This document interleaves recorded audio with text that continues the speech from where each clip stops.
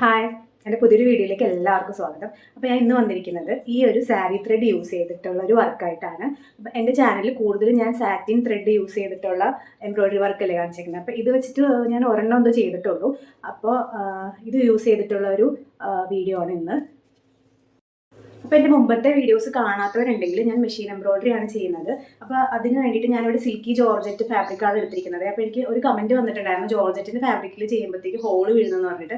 അപ്പോൾ ഫാബ്രിക് ഇതുപോലെ നന്നായിട്ട് ടൈറ്റ് ചെയ്യണം കേട്ടോ. ടൈറ്റ് ചെയ്തെന്ന് പറയുമ്പോഴത്തേക്ക് നമ്മളിവിടെ പ്രസ് ചെയ്ത് നോക്കുമ്പോൾ ഒരുപാട് കുഴിഞ്ഞു പോകാത്ത വിധത്തിൽ നന്നായിട്ട് ടൈറ്റ് ചെയ്തെടുക്കണം. എന്നിട്ട് പിന്നെ നമുക്ക് താഴത്ത് ചെറിയ ന്യൂസ് പേപ്പറിൻ്റെ കഷ്ണമൊക്കെ വെച്ചിട്ട് സ്റ്റിച്ച് ചെയ്ത് കഴിഞ്ഞാൽ ഹോൾ വീഴില്ല കേട്ടോ. അപ്പോൾ ഞാനിത് ചെയ്ത് കാണിക്കാം. അപ്പം ഞാനിന്ന് ചെയ്യാൻ പോകുന്ന ഡിസൈൻ നമുക്കൊന്ന് സെലക്ട് ചെയ്യാം. ഞാൻ ട്രേസ് എടുത്തിട്ടാണ് ചെയ്യാൻ പോകുന്നത്, ഫ്രീ ഹാൻഡായിട്ടല്ല. അപ്പോൾ ട്രേസ് എടുക്കുന്നത് എങ്ങനെയാണെന്നൊക്കെ ഉള്ള വീഡിയോ ഞാൻ എൻ്റെ ചാനലിൽ ഇട്ടിട്ടുണ്ട്. ഇതിന് മുമ്പത്തെ വീഡിയോ ആയിട്ട് ഇട്ടിട്ടുണ്ട് കേട്ടോ. അപ്പോൾ നമുക്ക് ഇതിനെ എന്ത് ചെയ്യുന്നത്, ഇന്ന് ഏത് ഡിസൈനാണെന്ന് സെലക്ട് ചെയ്ത് നോക്കാം കേട്ടോ. അപ്പോൾ നമുക്ക് ഈ ഡിസൈൻ ഒന്ന് ചെയ്ത് നോക്കാം കേട്ടോ, ഈ റോസിൻ്റെ. അപ്പോൾ എൻ്റെ കയ്യിൽ 2 കളറിലുള്ള സാരി ത്രെഡാണ് ഉള്ളത്, ഗോൾഡനും പിന്നെ സിൽവർ കേട്ടോ. അപ്പോൾ ഇത് ഉപയോഗിച്ചിട്ടാണ് ഞാൻ വേറൊരു വീഡിയോ ചെയ്തേക്കുന്നത്. ചെറിയൊരു വർക്കായിരുന്നേ. അപ്പോൾ ഇതിൻ്റെ ഒരു പ്രശ്നം എന്ന് വെച്ച് കഴിഞ്ഞാൽ ഇത് ചുമ്മാ ഇങ്ങനെ വെച്ച് കഴിഞ്ഞാൽ മൊത്തം ഊരിപ്പോയി കിടക്കുമായിരുന്നു. ഞാനിപ്പോൾ ശരിയാക്കിയതാണ്. അപ്പോൾ അങ്ങനെ പോവാതിരിക്കാൻ നമ്മൾ യൂസ് ചെയ്ത് കഴിഞ്ഞിട്ട് ഈ ഒരു ത്രെഡിൽ സെല്ലോ ടേപ്പ് ഇങ്ങനെ ഒട്ടിച്ച് വെച്ചാൽ മതി കേട്ടോ. അല്ലാതെ ഇത് മൊത്തം ഊരി കുടുങ്ങി മൊത്തം നാശവും നൂല്. പിന്നെ എനിക്ക് വേറൊരു കാര്യം പറയാനുള്ളത്, ഞാൻ കുറേ നാളായിട്ട് ഈ എംബ്രോയിഡറി മെഷീനിലിടുന്ന ബോബിൻ്റെ ത്രെഡ് അന്വേഷിച്ച് നടക്കാറുണ്ടായിരുന്നു. അപ്പം കിട്ടിയിട്ടുണ്ടായിരുന്നില്ല. അപ്പോൾ കഴിഞ്ഞ ദിവസം എനിക്ക് ഷോപ്പിൽ പോയപ്പോൾ കിട്ടിയിട്ടോ. അതെ, ഇതാണ് ഈ എംബ്രോയിഡറി മെഷീനിലിടുന്ന ബോബിൻ്റെ ത്രെഡ് എന്ന് പറഞ്ഞിട്ട് തന്നത് കേട്ടോ.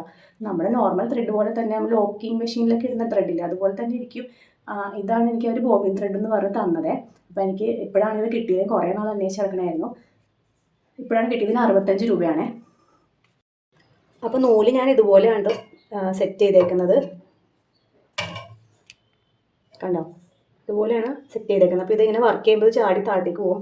അപ്പോൾ അങ്ങനെ വരാതിരിക്കാൻ ഞാൻ ഇതുപോലത്തെ ഇത്തിരി വലിയ പീസ് തുണി എടുത്തിട്ട് ഇതിൻ്റെ പുറകിൽ ഇങ്ങനെ ഇത്തിരി അങ്ങനെ സ്റ്റഫ് ചെയ്ത് വെക്കും കേട്ടോ. അപ്പോൾ പിന്നെ ചാടി പോവില്ല.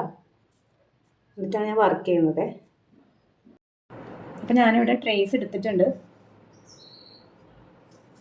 നമുക്കിതിൻ്റെ അടിയിലായിട്ട് ചെറിയൊരു റഫ് പേപ്പർ എടുത്തിട്ടുണ്ട്,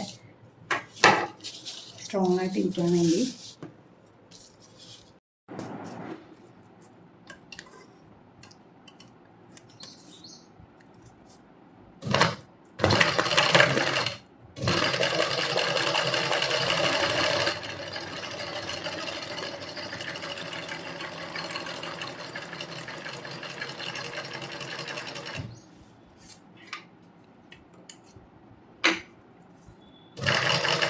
സാധാരണ വർക്ക് ചെയ്യുമ്പോൾ ഒരു പ്രശ്നം ഉണ്ടാകാറില്ല കേട്ടോ.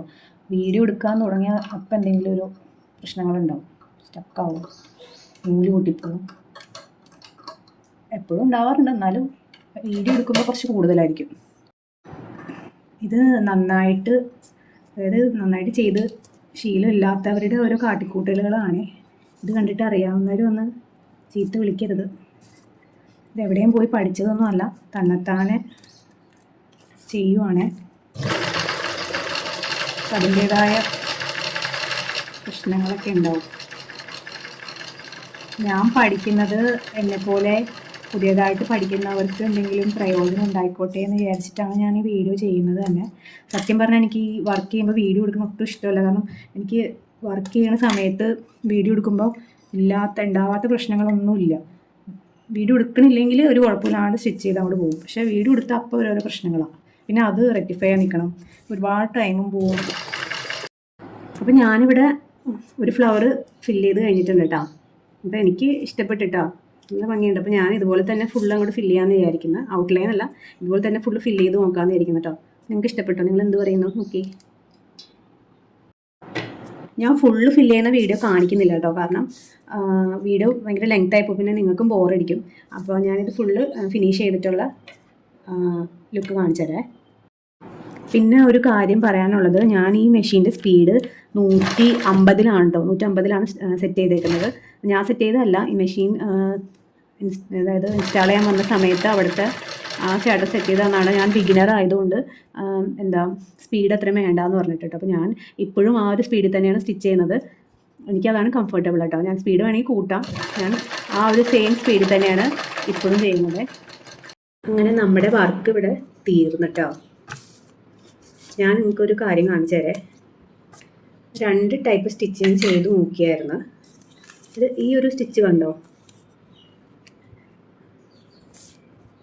ഈ ടൈപ്പ് സ്റ്റിച്ചല്ല ഞാൻ ബാക്കിയുള്ളവർ ചെയ്തേക്കുന്നത്. ഈ ഒരു ടൈപ്പ് സ്റ്റിച്ച് എന്ന് പറയുന്നത് നമ്മൾ ഫ്രെയിം ഇങ്ങനെ വെച്ചിട്ട് ഞാൻ കാണിച്ചു തരാം. ഞാൻ കുറച്ച് കാണിച്ചു തരുമ്പോൾ കുറച്ചും കൂടി മനസ്സിലാവും കേട്ടോ.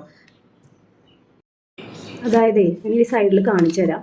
ഇപ്പം നമ്മൾ ഇങ്ങനൊരു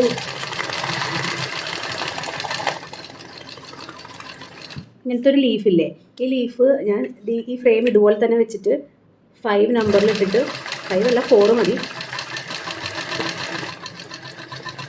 ഇതുപോലെയാണ്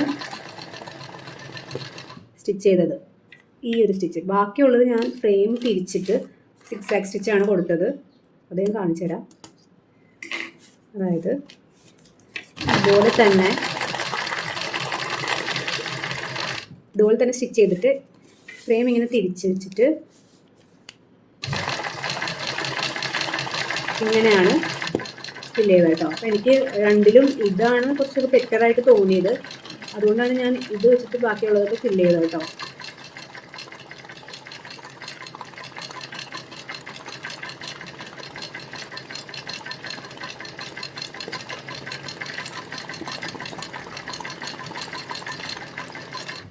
കണ്ടോ,